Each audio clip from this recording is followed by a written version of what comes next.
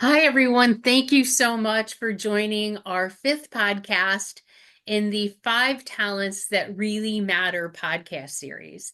Joining us again, of course, are the two authors of the Five Talents That Really Matter, Conchie and Sarah Dalton.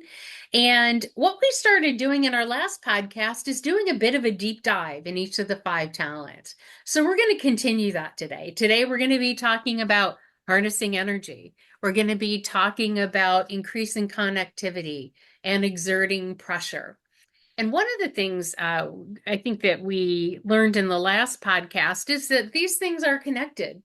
Setting direction is connected to controlling traffic, and setting directions also connected to harnessing energy. And so we have this really great web of talents that, when put together, really define what extraordinary leadership is. And if there's ever a time, I think, in our history as a country, we could actually use extraordinary leadership today.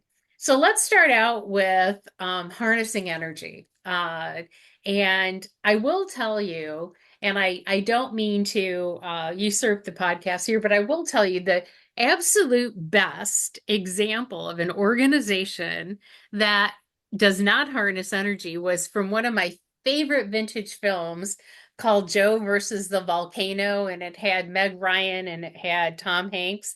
And Tom Hanks belongs to an organization that has no energy. So whenever he walks into work, there's this theme song that plays do dee do it to tell you there is no energy.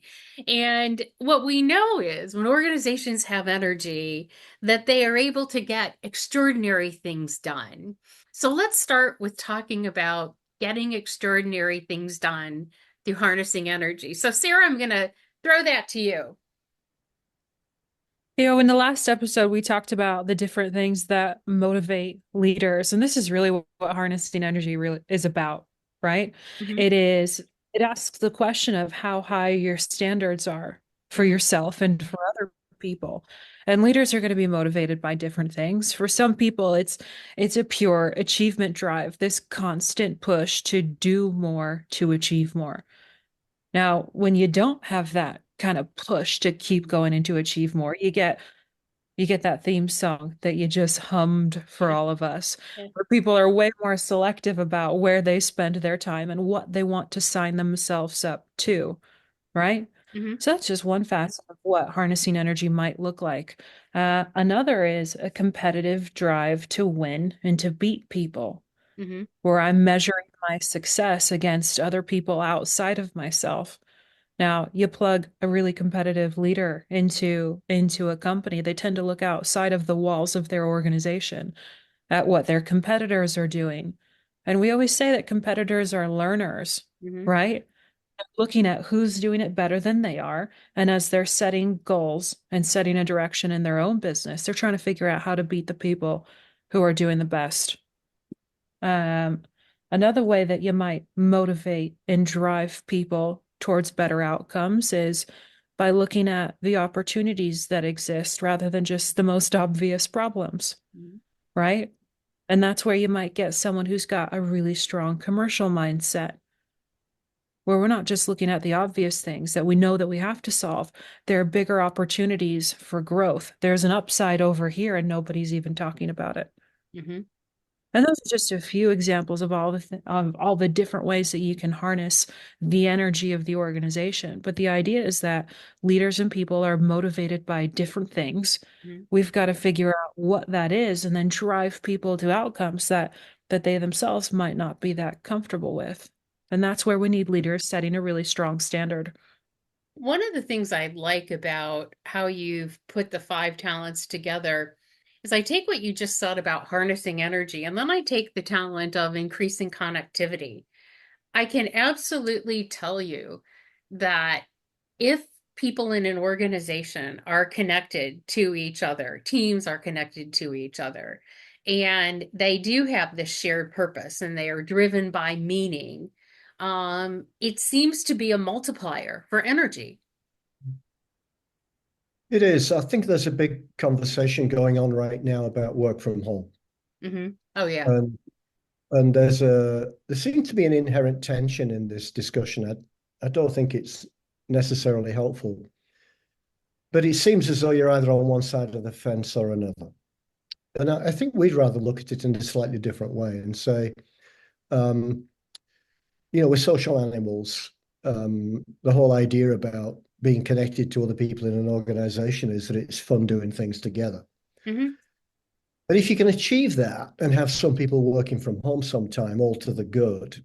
But if it gets in the way of that, the question we have to ask is what's being lost by people not being present with each other? And that social aspect of work, we might not fully understand the price we're paying for working from home until some years later, but there has to be a benefit from people being together and rubbing shoulders together and sharing war stories together. So when you think about that balance between, harnessing energy and connectivity, the way I think of it is there are things that drive you as individuals that make you get out of bed on a cold Thursday morning in winter and want to go to work early because, you just love it. You can't think of anything else to do. Versus those people who want to do that for external reasons. It's where, if I can think of, 6 organizations that we can take out of business, then I'm going to get out of bed on a winter's morning for that purpose. You think of that drives you as an individual Mm-hmm. against that drives you as a collective. I mean, some of the best teams I've worked with had that shared endeavor where, we were all raring to go, chomping at the bit. Um, and you have to think about it in terms of what motivates the individual and what motivates groups collectively. And I think great leaders, from the research that we did into the 5 talents, seem to be able to strike that balance really well. Now you have to remember that, all the research into the assessment that we did predated COVID. Mm-hmm. And it predated the whole work from home construct. It's going to be good for us to do some testing over the next few years to see whether those characteristics still hold true. But we think they will be Mm-hmm. holding true. We do think there's a ubiquitous feel to these things, that the kind of things that motivate people and inspire them to act are going to be pervasive over different times and different circumstances. There are 2 other things I wanted to add to what Sarah said, with respect to harnessing energy. Some people get a strong sense of energy through their perceptions of their importance, perceptions of their Great point. contribution. Mm-hmm. If I feel that, there's a big challenge out there and, I see myself as the one who can step into that breach and lead people forwards, that can be a real strong driver for people. That can give people a lot of energy. We sometimes see it. I'll give you this example. We sometimes see it in a big office block when a fire alarm goes off. Now, the thing about big office blocks is that they have fire wardens appointed and there's a nominated person or groups of people on each floor and the rest of it. Leaders who've got that sense of significance, that kind of self-awareness of their presence as a leader, they don't care whether the fire wardens or not. They stand at the top of the stairs and start directing people, right? Because they just have that presence in themselves. Yeah. And that really inspires people to act. Other people, are driven because they salivate over numbers and balance sheets, and budgets and those kinds of things. I'm one of those. I really like numbers. I can barely go to a social event without bringing 3 spreadsheets with me. But if you think about that from a motivational perspective, just the idea of being able to measure things and measure the impact. I love measuring the impact of things. And I like that measurement to tell me a story about either my effectiveness or a group's effectiveness or an organization's effectiveness. So building on those 3 elements that Sarah talked about, this harnessing energy, there are lots of different types of energy to draw together. And in the book, we try to explain all of these with respect to the ways that different leaders might show up in a broad talent like harnessing energy. Mhm. One of the things I want to go back to, and Sarah, we had talked about this pretty recently. We talk about setting direction and harnessing energy, get people all excited about going a particular direction. And then you get to exerting pressure. When we're talking about exerting pressure, you ask the question, well, we have the direction. What if they don't want to go? What if so you here's the plan, here's the strategy, rah, rah, rah. And, you're at the pep rally, people are looking at you like, we're not going there. So, and look, this happens, I think, at organizational levels all the time. Not everybody's going to be engaged on every strategy and every piece of direction. How do you deal with that? When we talk about exerting pressure, I think the underlying idea there is that you've got to get people to act and commit to the path that is right for the organization. Hmm. And not everyone will agree the first time. That's okay. Now, part of what we talked about good direction setting looks like is that you involve people in the discussions about where it is we're going so that you give them time to prepare and contribute to the changes that will come. But even still, you're going to meet resistance. Yeah. And one of the talent characteristics that we talk about in the book about how you change people's minds is that you need to play the long game and persuade people to the path that you know is right. And the thing about persuasion and persistence is that I'm going to change your mind. It's not about compromising and making sacrifices on the issues that are important to me, right? So Right. really good persuasion resistance means I'm going to get you to the other side of this. Mhm. Well, Is I I'm this, going to think, keep working. no, go on, I Barry. changed your mind. Yeah. yeah, I was only going to add one element to it. I think sales organizations have known about this Mm. tension for a long time because they say things like, we'll feed you when we get there. Hmm. So we'll give you enough fuel to keep the tank full. So let's say we're driving in a car to a particular direction, in a particular direction to a certain destination. We'll give you enough fuel to get there. But the reward will be when you get there.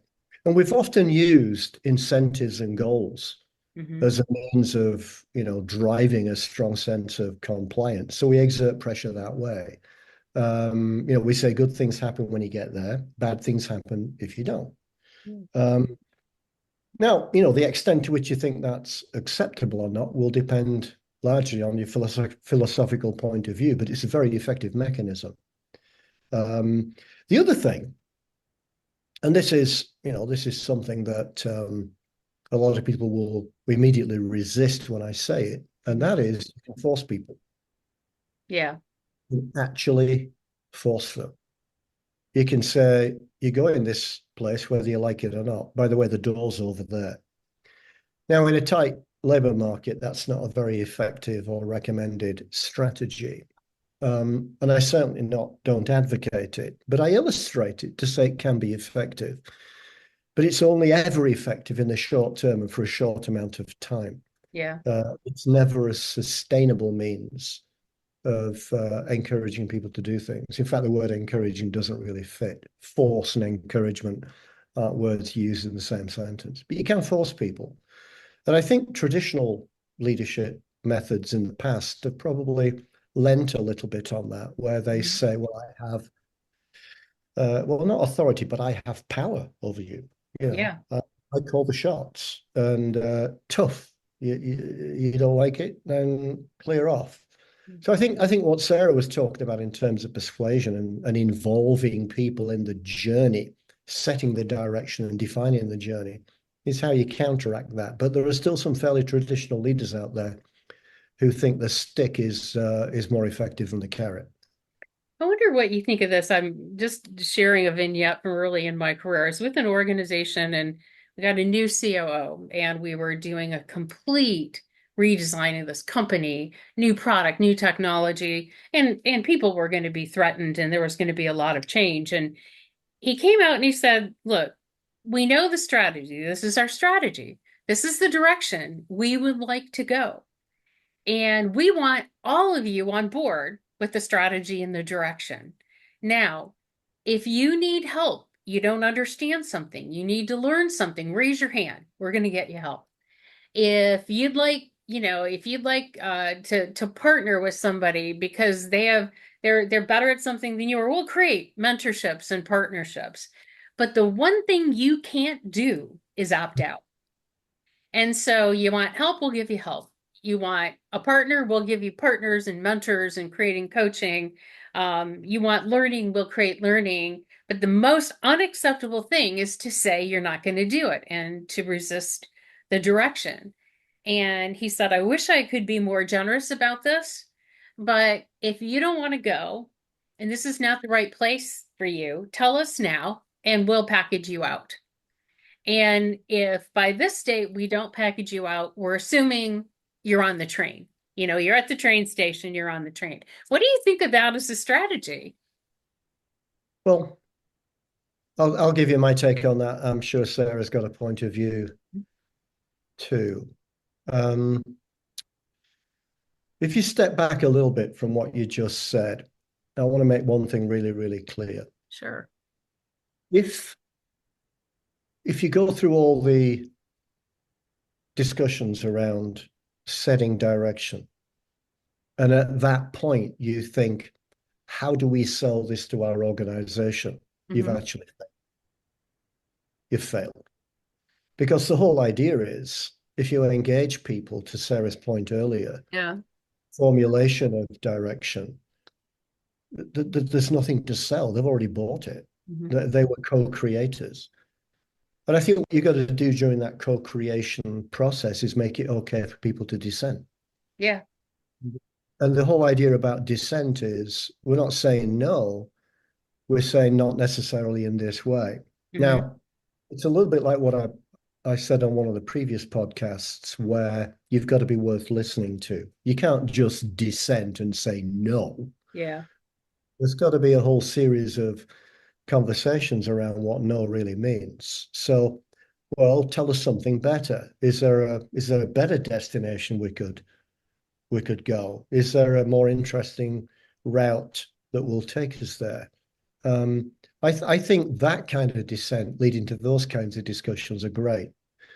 But if the whole idea is we're selling a direction to an organization, you completely lost the plot. Yeah. Completely lost it. You're right, because if you have to sell it, you haven't included them in the direction in the first place, and they know it. And they know it. And one of the things in this job economy that, we're still dealing with is even though there's been a little blip and, the unemployment rate ticked up 0.1%, you still have more jobs than you have people to fill them. And in certain sectors, that gap is even wider. And you listen and look at all the data that we're getting, about 50% of the people that are in jobs today are looking to leave by the end of the year. 77% of the people that are in jobs today aren't fully engaged. They could care less. They have a very, neutral view in the sense of they may not help the organization, they may not hurt it either. They're just sort of there. And then you have a whole 23% of the people that are just going to destroy value. And so you have all of this going on, and you say, look, all of these organizations, they have a strategy, they have a direction, they have customers they're committing to. How is it that you can have all this going on and have people not focused on the strategy, the direction, the customers, the doing the right work, and really in a connected way, delivering not only for themselves and the customers, but for their peers, and create the shared experience of we want to create something great together.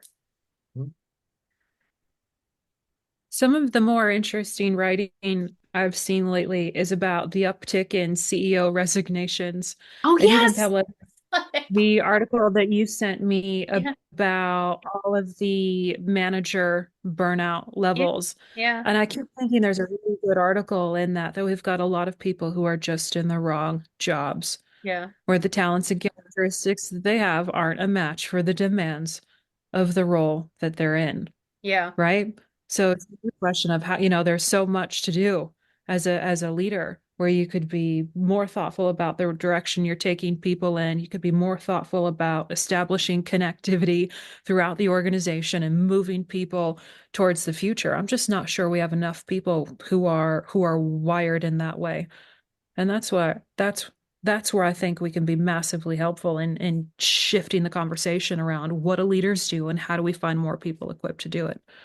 Well, to the point about the articles, there was that article, I think it was fairly recent, where, they were talking about, some of the employee disenchantment. I'm not engaged, I'm not really giving it my all. And so they started interviewing managers and leaders, and they're like, hey, we're just as disenchanted as you are. We don't want to go there either. Yeah, that I think it is a challenge, for organizations to have that right mix. And this is why I think the five talents are so important, is to find leaders that can connect and can inspire and can share, a vision and a compelling way forward for an organization. It makes all the difference in whether or not you're going to be successful, I think, as a company. So as you think about connectivity and increasing connectivity, as I reflect on my career, there were some people I didn't want to connect to. Mm, Pamela. Now, we could argue about whether I should have connected to those people, but I didn't want to. And the yeah. reason for that was that I didn't really have a high respect for their competence. And what we talk about in the five talents, particularly in the connectivity section, is that without a high perception of competence, um, it's difficult to build trust across people. Yeah. I can't imagine ever trusting an incompetent person. So what we have to do, and this is where the exerting pressure and increasing connectivity play really well together, is we have to recognize that it's easy exerting pressure on highly talented people, Hmm. and it's almost a complete waste of time trying to do it on people who struggle with competence. So if you want trust as a performance advantage in your organization, and we argue for this in the book, Hmm. um, you have to start by addressing questions of competence, and that means you've got to get your selection right. Hmm.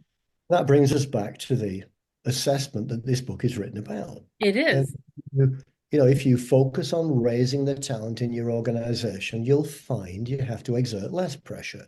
Hmm. And you won't have to encourage people to build connectivity because they'll want to do it themselves. Because really talented people like associating with other talented people. They It's do. mutually affirming. Um, and this is how this jigsaw piece of these five talents fits together. And you know, if you read the book, and I hope many people do, and then you try to implement some of the findings, but constantly find that you struggle, you've actually got you've got the wrong people around you. Yeah. That's what it typically boils down to, because you got the right people around you. This is easy. This Hmm. shouldn't be a struggle. This should be fun. Um, and I love working with people who are better than I am. I learn from them. I'm inspired by them. They set phenomenal example. I want to emulate them. It raises my game. But for too few leaders, they feel insecure in that environment, and that's because they were the wrong leaders to begin with. It reminds me of something that you mentioned on one of our earlier podcasts about you ask people, are you willing to hire people better than you? Are you willing to, kind of change the game and bring in really high performing people? And would you hire someone that's better than yourself? And everybody says, of course I would. I want the best talent ever. I definitely hire people better than I am. And then in practicality, they don't. I mean, your research showed they don't. They don't No. hire people that have maybe more skill or talent than they have. And I still think that's very pervasive in organizations today. Well, think about what we said in the last podcast when we were talking about setting direction. And Sarah mentioned that that was the rarest of the five talents. So by implication, that means fewest leaders have got capability in that area. Um, if you don't bring really talented people into your organization who can handle that issue, Yeah, then, no amount of hard work and effort is going to compensate. And any deficiency on these five talents becomes a selection challenge. it does. That's why we keep bringing people back to the fact that this story of the five talents is a story of selection. It's getting those decisions right and then making each of those five talents easier as a consequence. So we've been talking with Barry Conchie and Sarah Dalton about the five talents, and specifically today we've been talking about increasing or harnessing energy and increasing connectivity and exerting pressure. And I just can't believe how quickly our time goes by. We're really at the end of our time here, but we're going to get together again one more time to talk about the five talents. But let me just say this to all of our listeners here. I've read this book. I've been in the organization, HR, technology space for over 25 years. This book is game changing. If you get it, if you read it, if you start really understanding what's behind the five talents, you can change your organization. You can actually create this incredible, high performing company that you want to be a part of, that your team wants to be a part of. And that's why I think, in terms of like harnessing energy, that's the energy and the secret of the book. It changes the future in a way that we want to be a part of it. So join us for one more podcast on the five talents that really matter. And again, thank you to Barry and Sarah for doing the hard work for us, mining these talents and telling us about them and helping us understand better how, as in an organization, we can use these to create great places where people want to work and where amazing things can happen. Thank you so much.